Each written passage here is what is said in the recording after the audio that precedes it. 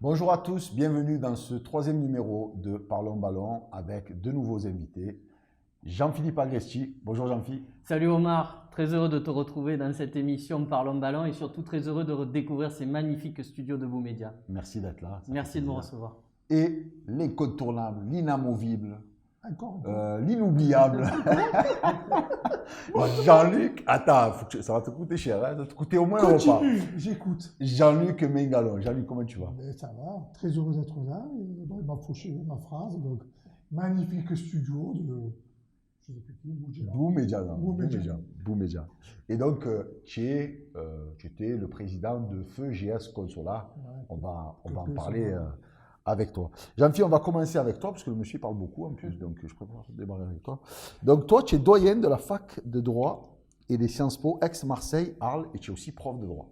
Oui, c'est ça. Mon métier, c'est d'être professeur de droit, mais peut-être on reviendra sur mon parcours, et je suis actuellement le doyen de la faculté de droit et de sciences politiques d'Aix-Marseille. La faculté de droit et de sciences politiques d'Aix-Marseille, c'est 11 000 étudiants répartis entre la Canebière à Marseille, Aix, l'avenue Schumann, et Arles à l'espace Van Gogh. C'est toutes les formations en droit de la première année de licence au doctorat, et c'est à peu près 1300 personnes qui travaillent pour cette faculté de droit, 300 permanents environ, et puis 1000 intervenants pour les enseignements notamment. Alors, pour ceux qui ne sont pas allés longtemps à l'école, comme Jean-Luc et moi, c'est quoi le rôle exact d'un doyen? Et est-ce que c'est avec les années ou comment ça se passe? Pour être doyen, comment tu as... Le titre exact, c'est directeur. Hein, directeur d'unité de formation et de recherche. Et dans les facultés anciennes, la fac de droit, elle a été créée en 1409. Dans les facultés anciennes, le directeur porte toujours le titre de doyen. C'est le cas en médecine, par exemple. Tu entends souvent parler du doyen de la faculté de médecine. En droit, c'est la même chose. Mais en réalité, pour devenir doyen, il faut être élu. Il faut porter un projet et les étudiants, les personnels administratifs et les enseignants et enseignants-chercheurs votent pour des listes et ce conseil ensuite élit un directeur qui porte le titre de doyen. C'est comme ça que je suis devenu, il y a 2 ans, doyen de la faculté de droit et de sciences politiques. Niveau stats, je pense que tu dois être un des plus jeunes doyens, non? Oui, je fais partie des jeunes doyens. D'accord. Tu as grandi dans le quartier du Racaty, près de la gare Saint-Charles. Oui. Et Racaty puis Chartreux. Oui. Puis Chartreux. Ce sont mes 2 quartiers. Quand on a grandi au Racaty, qui est un quartier populaire de Marseille et qu'on est doyen, je pense que tes parents ils doivent être fiers quand même du parcours. Ah oui, ça a été... Ça a été pour mes parents. Mes parents viennent on vient de milieux modestes, marseillais, je dirais avec des grands-parents d'origine italienne et d'origine corse. Mon papa travaille sur les marchés, d'ailleurs vous pouvez le voir sur le marché du Prado encore. Ma maman travaillait dans l'administration avant d'être à la retraite et mes parents n'ont eu de cesse que de me dire qu'il fallait, comme on dit à Marseille, aller à l'école. Pour eux, c'était aller à l'école, aller à l'école, aller à l'école, aller à l'école. Et je crois que j'ai été plutôt obéissant de ce côté-là, puisque bon, après mon bac, j'ai eu ma maîtrise, j'ai eu un DEA, puis j'ai passé un doctorat. Et une fois que j'ai été docteur, j'ai passé le concours de maître de conférence. Je suis devenu maître de conférence. Et après avoir passé le concours de maître de conférence, j'ai passé un concours pour devenir professeur des universités et je suis devenu professeur des universités. Jean-Luc, c'est beau quand même, quelqu'un qui vient d'un quartier, qui devient doyen. Parce que je pense au sacrifice de ses parents. Parce qu'il parle beaucoup de concours, donc le système français est fait que la plupart du temps, si tu veux réussir tes concours ou tes études, il faut que tu travailles le soir souvent, que tu ailles faire des heures supplémentaires à McDo ou dans les stations de service, et c'est pas évident que ça soit compatible. Donc ses parents, pour qu'ils réussissent si bien, je pense qu'ils ont dû beaucoup se sacrifier pour qu'ils n'aient pas ce souci d'argent. Moi, j'avais mon frère qui était à l'université, et j'avais perdu mon papa, et je sais combien ça coûtait les études de mon frère, et combien on a mis nous derrière pour essayer de le voir réussir. D'ailleurs, on n'a pas réussi parce qu'on avait pas assez d'argent. Je sais combien à l'époque, ça coûtait pour pouvoir survenir à ses amis de jeunes, sortir en boîte de nuit, avoir une voiture comme tout le monde, avoir une vie normale, ce qui est... Pour nos jeunes, c'est quand même un très bon exemple. Parce que... c'est magnifique ça. Moi, je suis fier déjà que des quartiers, nous, à Consola, on a Maître Béraud, que tu vas connaître, qui a réussi. Il y a pas mal de gens du quartier qui... Mais c'est des générations. tu vois, je te dis, nous, on a eu des générations de jeunes qui ont quand même pas mal réussi sur leur vie. On a eu dans le quartier des jeunes qui ont fini la drogue. Après, une autre génération dont je faisais partie, où mes copains ont très bien aussi pas mal réussi. Tu vois, je pense que c'est dans des générations quand les parents s'en occupent, qu'ils ont le temps, quand il y a un milieu social. Après, malheureusement, ça ne suffit pas. Mais Jean-Philippe, qu'est-ce qu'on peut faire justement? On sait que dans notamment les quartiers, mais pas que, dans les milieux modestes, qu'est-ce qu'on peut faire pour permettre justement à ceux qui ont les capacités, parce qu'on est, faut se le dire, on n'est pas tous doués, moi le premier, pour faire des longues études. Qu'est-ce qu'on peut faire justement pour permettre à ces gens modestes de pouvoir arriver comme toi? D'abord, il y a un truc qui est terrible, c'est le désespoir. Je sais que tu connais la chanson d'Ayam, Demain c'est loin. Chaque fois qu'il y a un gamin qui se réveille, qui se dit putain, demain c'est loin, et qui pense à ce qu'il va faire dans l'heure qui suit, et pas qui pense pas à ce qu'il va faire dans les 10 ans ou dans les 20 ans, c'est mort. Donc il faut redonner de l'espoir. Nous, on vient de quartiers modestes, avec des parents modestes, effectivement, tu l'as dit, qui ont su faire des sacrifices à un moment donné, en misant plutôt qu'acheter une maison sur l'éducation des enfants, plutôt qu'acheter une bagnole sur l'éducation des enfants, plutôt que d'acheter un iPhone sur l'éducation des enfants. Ça, c'est vrai. C'est fondamental. C'est le premier élément. Mais le deuxième élément, c'est que moi, j'ai toujours cru. J'ai plus travaillé que les autres, mais j'avais toujours l'espoir. Et j'arrivais, je me disais, mais je vais y arriver parce que c'est pas possible que j'y arrive pas. Et parce que, oui, ben, j'allais travailler, j'allais sur le marché avec mon père, ou j'allais travailler, j'ai vendu les chaussures chez Bata, ou je travaillais à la banque pour gagner un peu de sous comme tout le monde. Mais j'avais toujours l'espoir. J'ai jamais lâché parce que je regardais le bout du chemin et je me disais, il est là le bout du chemin, je vais y arriver, je vais finir par y arriver. Ça sera plus long, ça sera plus difficile. Là, aujourd'hui, on a des gamins qui ont de moins en moins d'espoir. Et la chanson d'Ayam que je mentionnais tout à l'heure, elle n'a jamais eu autant de réalité qu'aujourd'hui. Justement, Jean-Philippe, cette chanson de l'album L'école du micro d'argent, que je connais très bien, puisque c'est ma génération, c'était en 97. Et on est en 2019, et aujourd'hui, c'est pire. C'est pire. Alors, vu que tu es quand même pressenti pour être au destiné de la ville, on va dire, hein, puisqu'on sait que ce n'est pas un secret, que tu es très ami avec le président de la République, son épouse, et avec Sabrina, ton épouse, qu'on salue, qu'on embrasse, et qu'on va recevoir ici. Justement, quel regard tu as sur cette jeunesse aujourd'hui, et quelle solution tu pourrais proposer justement? Parce qu'on voit que c'est pire. Moi d'abord, je suis arrivé à un moment donné de ma vie professionnelle où je veux rendre un peu ce que j'ai reçu. Je me suis toujours engagé. En fait, tu ne deviens pas doyen si tu n'es pas un mec engagé, ou une femme si c'est une femme engagée. Donc, j'ai toujours été engagé, notamment pour les jeunes. Quand tu es doyen, c'est que tu t'engages auprès des jeunes d'une certaine manière, etc. Je suis toujours vice-président d'université, j'ai été vice-doyen avant, donc j'ai toujours eu cet engagement. Donc l'engagement, c'est quelque chose qui pour moi a du sens. Il faut s'engager parce que la réussite pour soi, tu te fais plaisir, ton ego est rassasié 5 minutes, 10 minutes, 1 mois, 2 mois, 3 mois, mais au bout d'un moment, tu t'en fous. En fait, si tu fais pas autre chose derrière, honnêtement, où tu es le roi des narcissiques, où tu t'en fous complètement. Donc j'ai envie de continuer à m'engager. Et c'est vrai que j'ai envie d'autres formes d'engagement, pour faire référence à ce que tu as dit. Et cet engagement, je me vois le rendre à ma ville, à mon territoire, à ma métropole. C'est vrai que j'arrive à 45 ans, je vais avoir 45 ans, j'arrive à cette envie-là. Alors, j'ai envie d'essayer de trouver des solutions pour notamment redonner cet espoir à la jeunesse. C'est absolument fondamental de redonner cet espoir et de réouvrir le champ des possibles. Là, ce qui s'est fermé, c'est la porte du champ des possibles. Il faut réouvrir ce champ des possibles. Alors, ça passe par, on peut en parler longuement, ça passe par une multitude de choses, mais je pense qu'il faut décréter 2 priorités municipales comme on décrète des priorités nationales. Qu'est-ce que tu dirais par exemple à un jeune de Consolat, de la Sauvagère, de la Caillole, de la Castellane, qui te dit, moi, j'y crois plus, je crois plus ni aux politiques, ni à la société, ni à plus rien, je suis dans mon monde, je suis dans mon truc. On sait, il n'y a pas de solution miracle, mais qu'est-ce que tu peux lui dire à ce jeune? Mais ce que je peux lui dire, c'est que la vie, elle a un sens, et elle a le sens qu'on lui donne. Quand tu réponds que tu ne crois plus en rien, c'est qu'en réalité, tu laisses l'extérieur être maître de ton destin.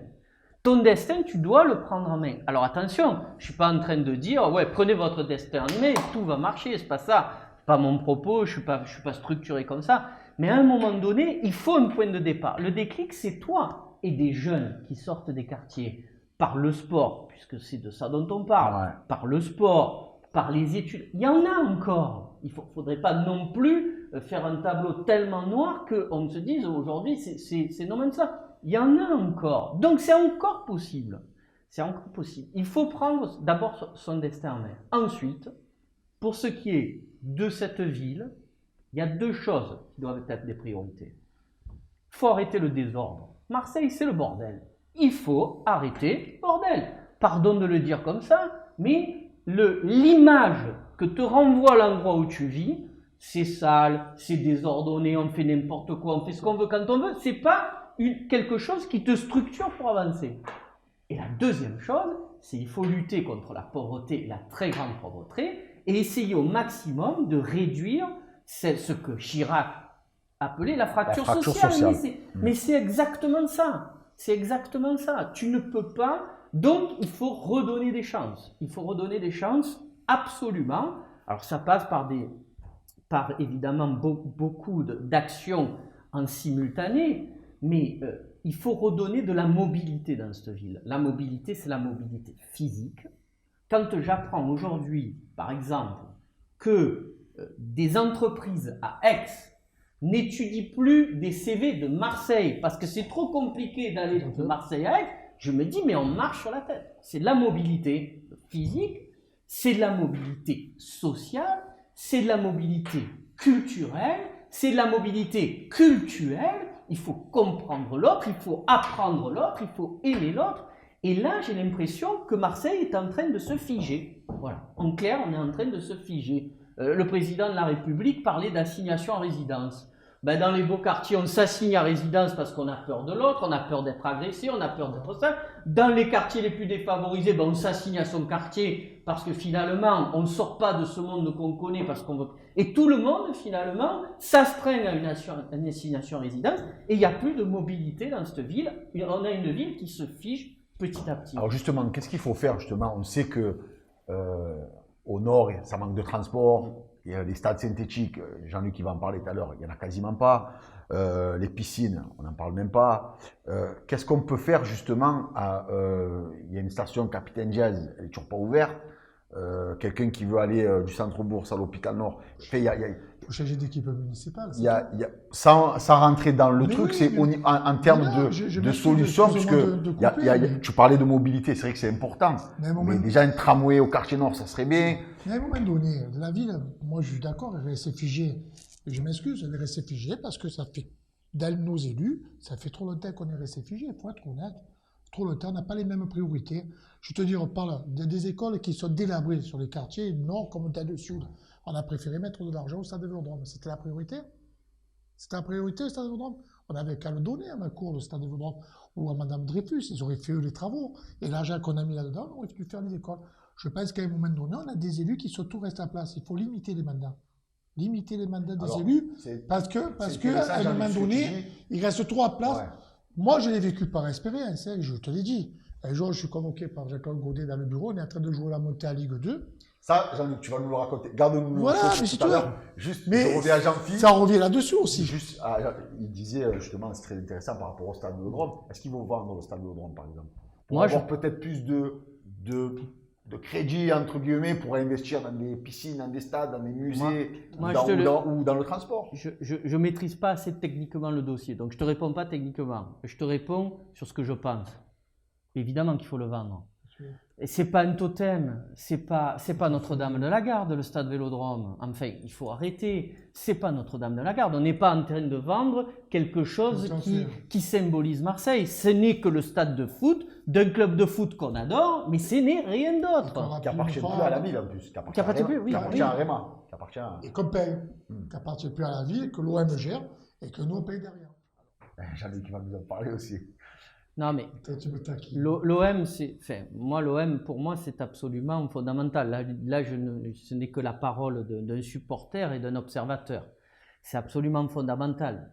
La communion que l'on peut voir dans ce stade est le symbole de ce que devrait être la ville à l'échelle de ses 866 000 habitants. Voilà.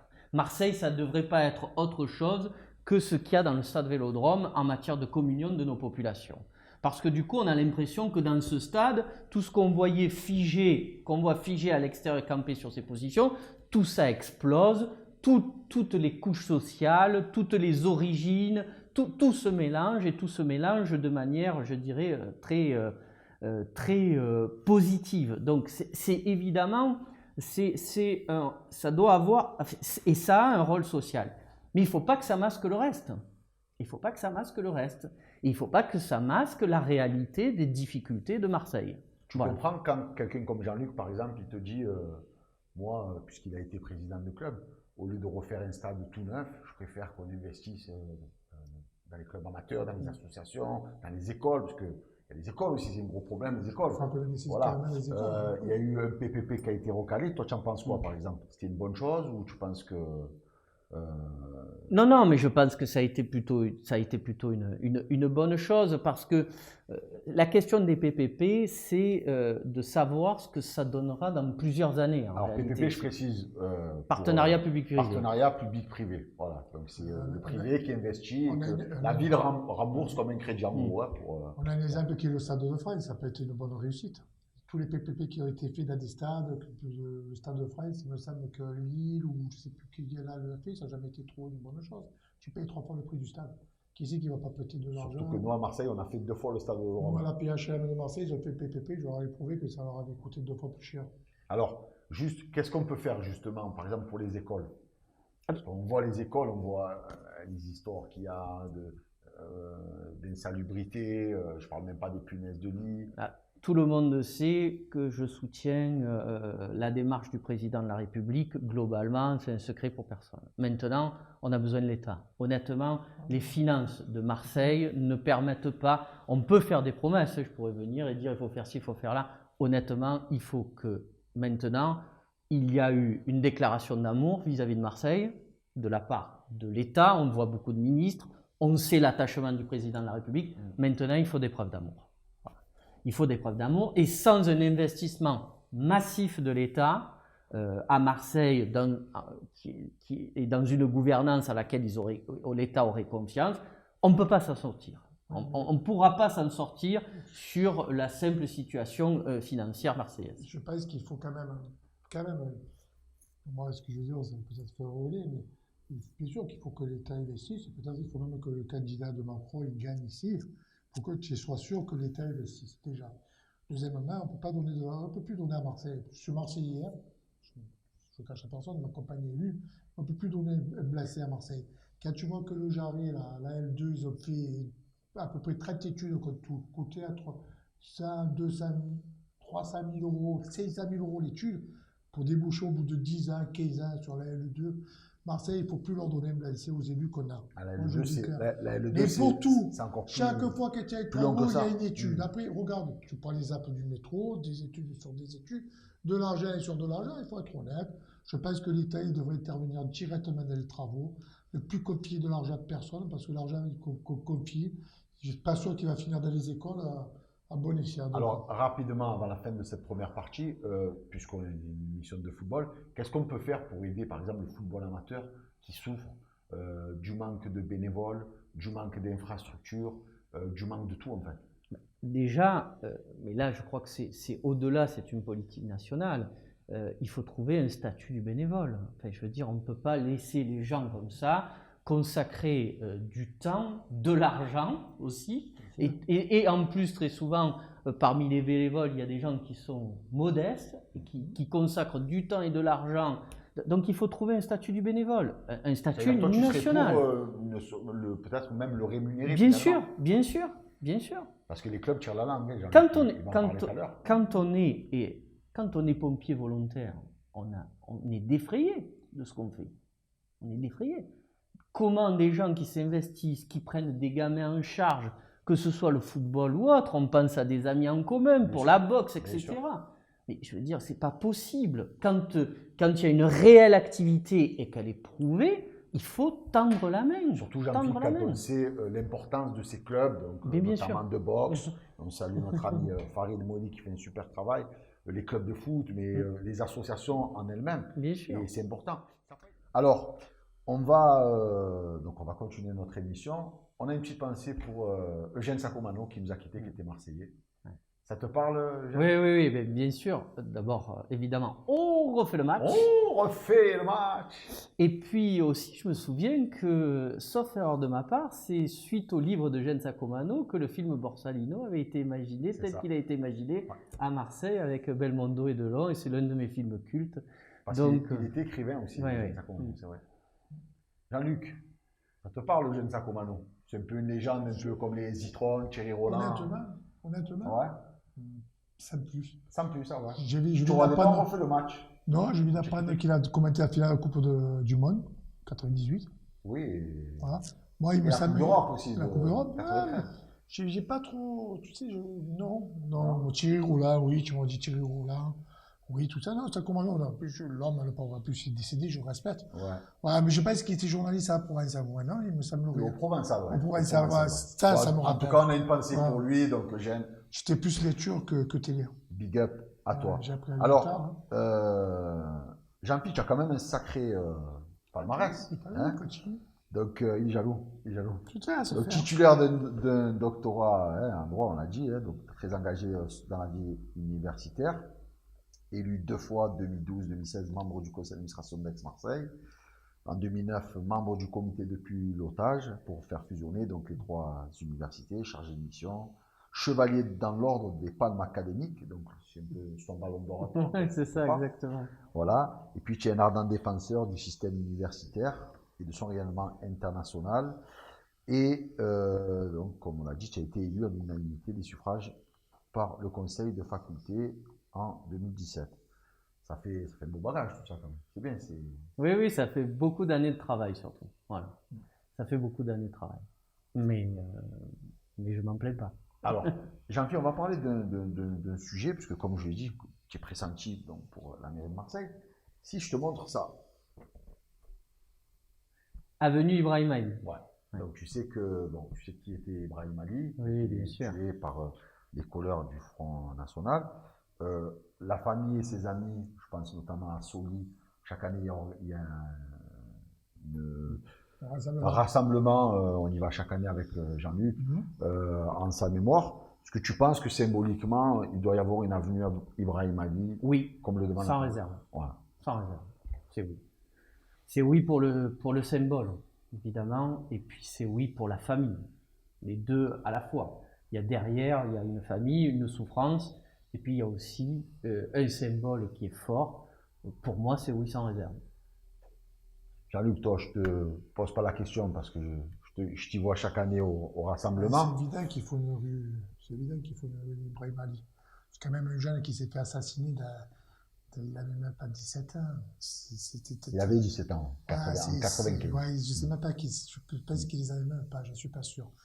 Et bien sûr, la mairie, je ne comprends pas. C'est un truc qui donne des rues des fois à des gens. Autrefois, ils devaient donner la rue à un gars qui était pendant la guerre nazie. Donc je ne comprends pas que ça avait fait petit peu. Tu penses que c'est pour ne pas vexer les électeurs du Front National ou c'est autre chose selon toi? Toi qui es des quartiers nord justement que. Ouais, je pense que c'est ce que je te disais tout à l'heure, les élus, de toute façon ils ne viennent jamais au rassemblement, par nos élus à nous. Les premières années, après, ils disparaissent un petit peu. Ouais. Mais c'est tellement, tu sais, j'en reviens à ce qu'il dit, il y a un nord, il y a un sud, il y a un centre. Moi, tu sais que c'était chaque fois que j'ai fait des émissions à la télé, quand on jouait la Montagne Ligue 2, on était beaucoup sollicités. Et je me rappelle que je disais toujours, il y a un nord, il y a un centre et il y a un sud. Et nous, nos élus qu'on a au centre, qui sont nos élus quand même, nos maires et nos conseillers, ils ne viennent jamais dans ces quartiers. Donc, ils ne peuvent pas savoir la peine qu'ils ont eue dans la famille. Alors, Jean-Luc, on va parler de toi. Bah, vas-y. Toi, le Bernard Tapie des quartiers nord, ça te plaît, ça? Hein? Non, c'est pas moi qui trouvais le titre. Non, mais ça te plaît, c'est beau. Moi, on m'appelait le Jean-Michel Aulas du 10e. Je trouvais ça beau aussi. Moi, c'était pas une insulte. Une fois, j'ai rencontré Tapie, on a déjeuné ensemble, et j'avais dit que pour moi, lui, il avait dit une fois que tapis c'était devenu une insulte. Hein, franchement, comme un peu le tapis. Ah non, Quand nous sortait, tu sais, à peine qu'on sortait de Consola, tu sais, même que c'était à l'époque, tu sais, Consola a toujours été précurseur. On a été le premier club à aller dans le championnat de région. Alors justement, on va parler de toi et de Voilà. Consola. Donc tu es né en 60. Ouais. Hein, tu as tout le temps habité à Consola. Tu es Ouais. venu, tu avais 2 mois. Ouais. Hein, et tu as pris le club en Je suis né 1900. dans le sud. Hein. Ouais, je sais. Et tu as pris le club en 1984. Ouais, L'année où la 24 France est ans. championne d'Europe. Avec C'est Platini, Giresse, C'est Tigana. ça. Donc tu es parti de la promotion de première, ce qui est les bas-fonds du football. Hein. C'était le bas-fond. Ah non, à l'époque, il y avait la deuxième division. Deuxième division. Ouais, mais bon, voilà. J'avais déjà gravé un échelon. Et à cette époque, tu leur avais dit, d'une manière un peu prophétique, que tu monterais en Ligue 2. Ouais. Voilà. Ouais. Parce que pour moi, je Et suis tu es un petit peu resté dans l'état 30 d'esprit qu'il a. Ça veut dire que quand tu commences une compétition, tu sais, moi, tu fais pour gagner. Moi, quand j'ai commencé la Coupe Tu de n'as pas pris France, un club pour rester en promotion de première. mais non, Voilà. ça ne m'intéressait pas. Et tu es resté 33 ans donc à la tête du club. Ouais. Bon, ta promesse n'a pas été tenue parce Non, que parce que tu j'ai as joué raté 2 la fois montée la d'un montée point. pour un point. Voilà. Ouais. Alors, c'est ça qui nous intéresse, qui m'intéresse. Bon, tous les deux, on est amis, on se connaît, mais tu es quand même un des présidents qui, pour moi, à mes yeux, qui est un des plus emblématiques, puisque on est T'as pas toujours tort. président. C'est prétentieux. Non, mais c'est vrai, quoi. Je veux dire, il n'y a pas beaucoup de présidents de t'écoute, je club. t'écoute. Non, mais profite, ça va te coûter cher. Non, mais pas beaucoup de présidents de club qui sont quand même partis des bas-fonds d'un quartier, sans faire offense à Consola, mais comme je peux dire Consola, comme je peux parler Mais d'autres clubs. différemment, on a le même parcours. Au Arrivé, niveau des études. Moi, j'ai pas Arrivé, fait c'est d'études ça. et je me suis consacré au ballon. tu es le Jean-Pierre Agresti du football. Voilà. Oui. Mais Alors, tu vas nous raconter donc je te dis, tu es parti d'en bas pour Ouais. arriver à un point. dans la notre Ligue. Ligue 2. Alors, vas-y, raconte. Et je te raconte quoi, on a perdu un match. Je pense que la fédération, ils n'avaient pas trop envie de nous voir. Donc, ils ne voulaient pas faire un nouveau Luzenac. Je pense je pense pas qu'il y ait un complot contre Consola, mais je pense qu'on nous a mis les plus mauvais arbitres sur les 5 dernières rencontres. L'exemple, il est flagrant. Hein. Dans toute l'année, on s'est toujours bicogné, on n'a pas pris une carte rouge. Et ces dernières rencontres, on a pris les 4 cartes rouges dans les 5 derniers matchs. Et tous les arbitres qui nous ont arbitrés ont été relégués dans les divisions inférieures. Donc, c'est un signe, ça veut dire qu'ils n'étaient pas bons. Tandis que quand on jouait, la première année qu'on a joué en national, quand Paris FC venait, qui jouait la montée, ils avaient des arbitres de Ligue 2. Alors, tu as eu quand même des joueurs mythiques, des entraîneurs mythiques. J'ai eu tous les meilleurs joueurs de Marseille, je pense. Tous les meilleurs joueurs de Marseille, j'ai 6. Et j'ai eu tous les meilleurs entraîneurs de Marseille. Tu as eu quand même Usaï, Hakim Malek, qu'on J'ai salue. pas eu que ça. J'ai eu Léon Léon Gali, Camizuli, qui était à l'époque des stars. Ouais. J'ai eu des très grands entraîneurs. J'ai eu Cassini, qui est au centre de formation Jean-Luc de Cassini, l'OM. ouais, qui est plus. Qui est plus, mais qui était au centre de formation de l'OM. Je ne sais même pas si Hérault n'était pas secrétaire, tu vois, Jean-Marc Hérault. Je me suis posé la question l'autre fois. Non, à Consola, moi je me suis toujours débrouillé à essayer d'avoir les meilleurs. J'ai Christophe Marquet, qui venait d'Italie, quand je l'ai pris. J'ai fait croire qu'il allait monter en équipe de France avec Tu as eu Consola. Lamine Sacco, J'ai eu tu as Benoît, eu Thomas Deruda, ouais, qui j'ai eu était pro à l'OM. Scortino, Tu as eu, voilà. j'ai eu Jean-Marie Gomis, Et j'ai eu tu as Firli, tu as eu plus récemment Mesut Ozil.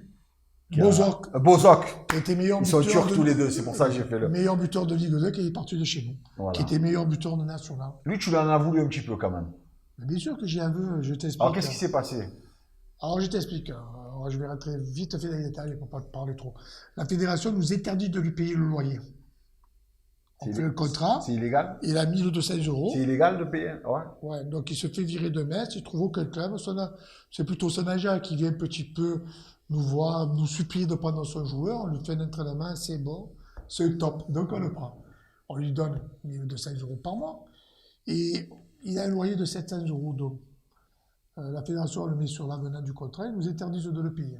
Je peux le dire, je ne suis plus dans le ballon. Donc moi, quand il revient, je vois quoi? Je vois un petit jeune qui va avoir 1200, qui va payer 700 € de loyer, qui va lui rester que 500 € pour manger. Mais il signait, ce n'était pas un problème. Donc moi, ce que je fais, tous les mois, j'y fais chaque personne. Je lui paye moi son loyer, tous les mois. Ça. Lui, ce qu'il fait, son agent, il fait les photocopies des chèques. À la fin d'année, il doit partir.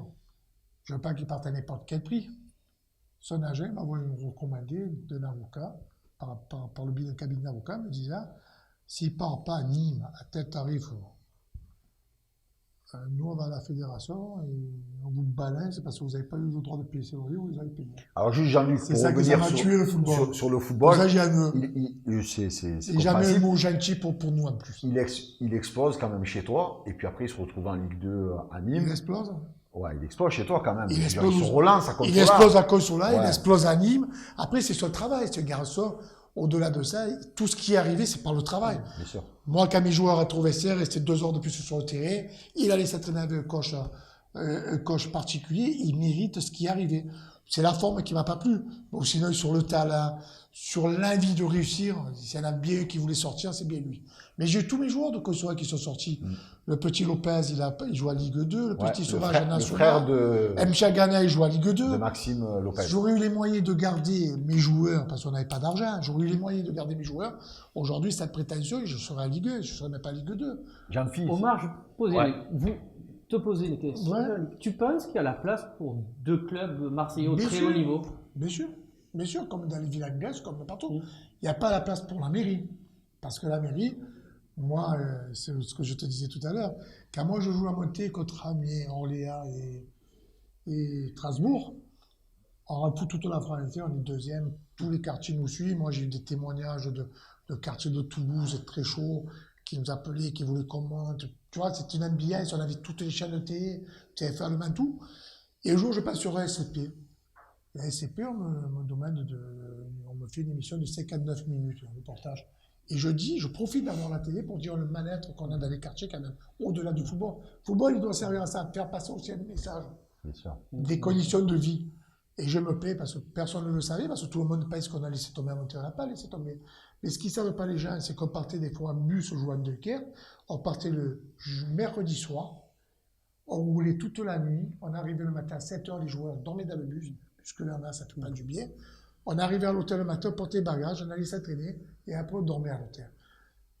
On jouait le vendredi, donc le jour de là-bas, on était un petit peu quand même 15 heures de bus fracassés. C'est le petit point qui nous a manqué peut-être pour la montée.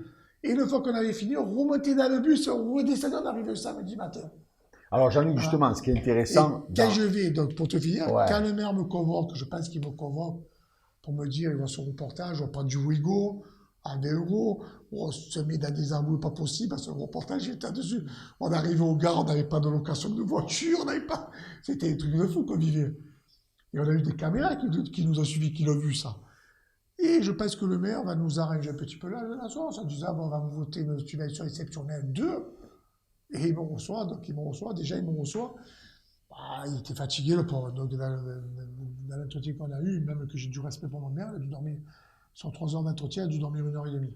Donc, il me reçoit et il me dit, non, mais après, il faut tirer les choses. Faut pas avoir de la Juste Jean-Luc, pour aller à l'essentiel, parce que il me dit qu'il ne faut pas monter. Et il me dit, il ne faut pas monter, je ne vous suivrai pas, ne montez pas. Et quand j'ai dit, comment on ne monte pas? Il m'a dit, il ne faut pas monter, donc je veux le menacer en lui disant. Il me dit, vous irez à jour, si vous montez, ben vous vous débrouillerez à Vélizy. Moi, je vais y mettre à 40. J'ai dit, je ne vais pas à la métropole, ça va trop vous arranger ça. Tu vas aller jouer aux mains, on va être plus con que con. Et lui me dit, ben moi, je ne vais pas être élu, de toute façon, je ne m'opposette pas, moi, vous ne menacez pas. Allez jouer où vous voulez. Jean-Luc, dans les problèmes que tu as eu, que tu as souvent évoqués, notamment dans les médias, il y a le fait que tu disais qui était charmant, que vous preniez le Ouigo, vous faisiez des sandwichs dans le train. Donc, ça, j'ai envie de dire, c'est magnifique. Il y avait un de tes coachs qui disait que, comme le stade ne vous appartient pas, pour faire sa mise en place, son tableau, il est obligé de dévisser le porte-manteau, des trucs hallucinants. Et je me souviens une fois, tu m'avais même dit, on est allé à Strasbourg. Alors, Consola joue contre Strasbourg, qui est une grande ville française. l'OM va jouer contre eux. Et tu me disais, j'étais content limite de me faire insulter. Oui, ça c'était le meilleur souvenir de ma nationale. Premier match de nationale au monde. J'ai des gamins de Consola, c'est des gamins que j'ai, joueurs qui n'est pas professionnel. On monte à Strasbourg. On va à Strasbourg et on arrive avec le bus, des CRS de partout qui nous accompagnent déjà. C'est bien, c'est pas pour des pros. Et moi, j'arrive dans le vestiaire, je dis à 2-3 dirigeants, les gars, on va monter sur le terrain, on va voir. Quand j'arrive, je t'avais du bruit. Strasbourg, la Méno, qu'on voyait dans les vignettes Panini. Ouais. J'arrive à 40 000 personnes et d'un coup, ils nous voient arriver avec les vestes. Quand ils sont là, enculés, Marseille, on t'encule. Et moi, je me mets au milieu comme ça. Et je regarde, et il arrive Keller en courant, lui fait son match retour. Il me dit, ce mec, alors, c'est pas moi, c'est le public. Il s'est passé dans Sol Foot. Parce qu'il était suivi du journaliste Sol Foot qui faisait un match. Il m'avait dit que j'étais le journal, l'Ariston, Georges Ariston du football. Il avait marqué ça. Lui, il suit le mec, la montée, et moi, je ferme les yeux, et Keller, pendant qu'il parle, chut, 2 minutes, hein, monsieur Keller.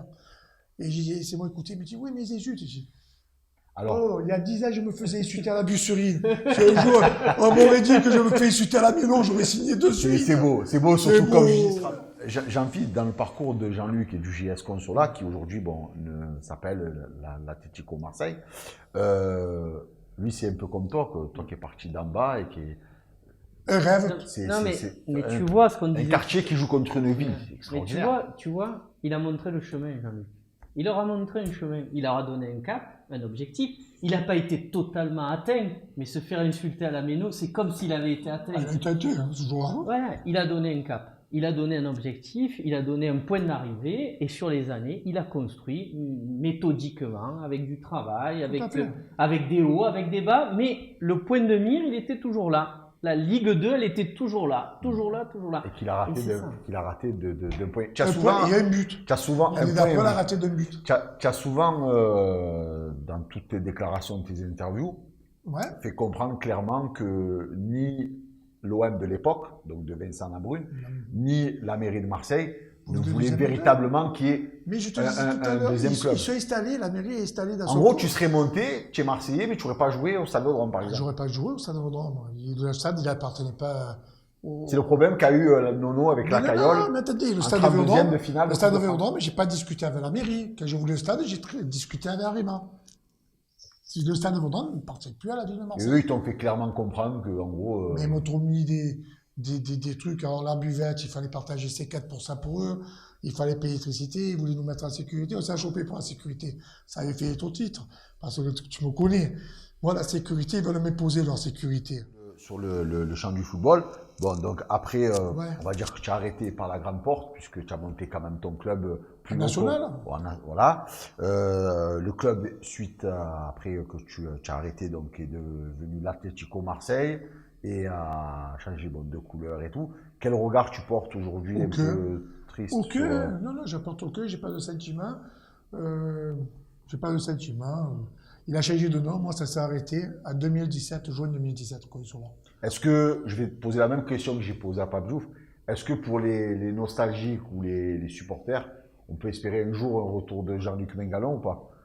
Non, je pense pas. Non, je pense pas parce que parce que je te vois sur Facebook, tu es nostalgique, je te vois, tu partages. Mais non, je suis nostalgique parce que je m'aperçois que quand je mets une photo de Consola, ça fait 700 vues, ça fait ci, déjà. J'aime le dialogue entre mes assis joueurs.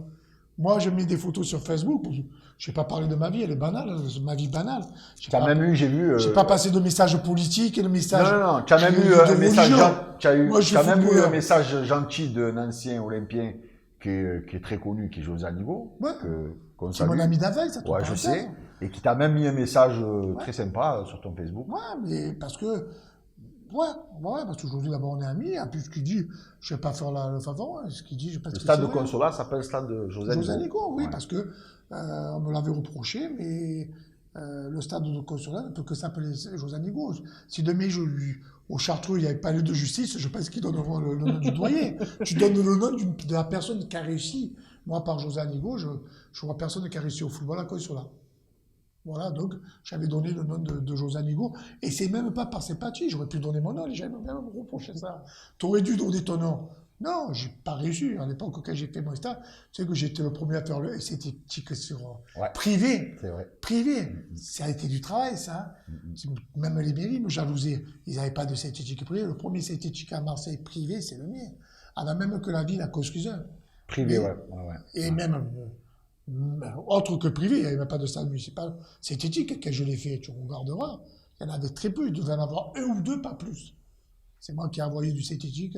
Et tout ça, ça a été du travail, donner des subventions, monter des dossiers, parler avec les gens, essayer de faire tomber les prix pour que ça arrête les subventions, pour ne pas abuser des collectivités. Tout ça, ça a été du travail, bien sûr. Alors, on arrive bientôt au terme de cette émission. Il a eu une demi-heure, j'ai eu un quart d'heure. Tu vois, je t'ai dit, t'as des préférences. Tu as parlé pendant son temps de parole. Hein. 2 minutes. Tu as parlé pendant... C'est le CSA qui va sanctionner. Hein. Tu vois, toi, je sais pas ce que tu vises, mais tu joueras pas chez moi. Non. Moi, je vise d'avoir des amis un invité comme vous. Qu'est-ce qu'on peut faire clairement aujourd'hui pour améliorer ce football amateur? Là, je m'adresse à l'ancien le football acteur. amateur, d'abord, il faudrait que tous les clubs ils soient solidaires. D'abord, il faudrait que tous les clubs soient solidaires. J'arrêtais pas de leur dire, monter les syndicats. On représente quand même. Parce ça, que c'était ton truc, le syndicat. Quand je vois qu'on se met à genoux pour les CQ, et je veux pas les pauvres parce qu'ils travaillent dur, et des fois, ils représentent 4 personnes parce que personne n'a réunion. Quand je représente un nombre de licenciés, quand je vois qu'on se fait maltraiter à l'heure actuelle par la région, qu'on se fait maltraiter par les collègues, par le conseil général, quand je vois les baisses de subventions alors que la fédération nous donne plus d'obligations, tu le sais, hein. J'étais encore dans le football. On nous fait passer les labels, on nous oblige les labels, on nous oblige aussi ça. Ça demande des entraîneurs diplômés, corps énuméré. Ils veulent pas la fédé tuer les petits clubs, clairement. Oui, en je mettant pense. des diplômés des plus poussés, en U11, en U13. Mais il y a personne qui dit rien parce que les clubs restent de leur côté. Hier, j'avais une discussion avec 2 présidents. J'aurais dit, putain, mais unissez-vous. Les gars, on n'est pas des cons. Je sais pas combien il y a de licenciés à Marseille. Il y a 16 000 ou 20 000 licenciés. Là, ça te fait 40 000 votes, hein, un truc comme ça. Avec les parents, on va voir les candidats, comme il a fait un moment Hulot. Nous, on veut ça. Comment tu peux comprendre qu'à Marseille, tu vois, on va revenir. Il y avait eu les un associations syndicat du football amateur, mais il n'avait pas fait longtemps, tu t'en souviens, dans les années 90. Ouais. Comment tu peux comprendre que les associations de foot ou de boxe, qui sont des sports populaires, des quartiers, que ça soit ici comme dans les quartiers même sur le centre-ville, on touche des subventions qui sont ridicules. Quand j'appelle ridicule, c'est ridicule. Et comment tu peux comprendre que la voile, à Marseille, 10 personnes qui font une course, ils touchent des 200 et 300 000 euros. Comment tu peux comprendre que l'autre fois, on a failli, le conseil général, j'espère qu'elle n'est pas passée, ils ont failli donner 800 000 euros pour faire les vestiaires du cercle du nageur marseillais. Alors que tout le monde sait qu'au cercle du nageur marseillais, c'est là où il y a le plus de patrons qui vont se baigner et c'est là où tu peux faire le plus de mécénat. Bon, on revient donc toujours au truc. On revient où il faut avoir un adjoint au sport, le pauvre qui est. Alors, j'y passe un bonjour à M. Miron parce que je sais qu'il va pas trop bien. On embrasse Richard. Voilà, Richard. Mais il faut un mec qui ait des idées nouvelles, qui bouge les choses. Tiens, Jean-Luc Bengalo, adjoint au sport. Mais tiens, je lance le truc. Voilà. Aussi bien un jour, je disais, je ferais plus mal qu'eux, que maintenant, non, parce que maintenant, tu as des idées, tu sais qu'une subvention, elle doit se calculer, tu dois pas prendre les appuyer, du on va voter et arrêter de faire du clientélisme, parce que ça a tué la ville de Marseille. Et à un moment donné, tu dois tout réfléchir. Tu peux pas, comme je te dis, accorder 800 000 euros pour qu'on fasse des vestiaires, alors qu'il y a des clubs qui touchent même pas 10 000 euros pour entraîner Cassin Petit. Il doit avoir des priorités. On fera une émission spéciale foot amateur et on te réinvitera. Jean-Luc, merci. Je sais qu'il te faudrait 10 émissions pour dire tout ce que tu as à dire encore. Non, mais en tout cas, ça fait plaisir. Tu as oublié de dire que moi aussi, j'étais candidat à la présidence de la Méridor. Ah, je ne sais pas au courant. Ah ben, j'ai les scoops dans Parlons Ballon. Jean-Luc Bengalo, candidat du football amateur. Tout le monde est pareil, j'y vais. Jean-Luc, merci. Merci Omar. Une bise à Lydia qu'on recevra aussi. Mais là, il va falloir que tu aies du temps de parole. Hein, je te le dis. Il y a des choses à dire. Jean-Philippe, merci beaucoup. Merci à toi Omar, merci à toute l'équipe de Vous Média. Et bonne chance à vous deux, mes amis, dans vos projets futurs et respectifs. Peut-être un jour se croiser. Et pourquoi pas. Et longue vie à Parlons Ballon. Merci, à bientôt. On se retrouve très bientôt pour une nouvelle émission. Ciao, ciao. Boom, boom, boom.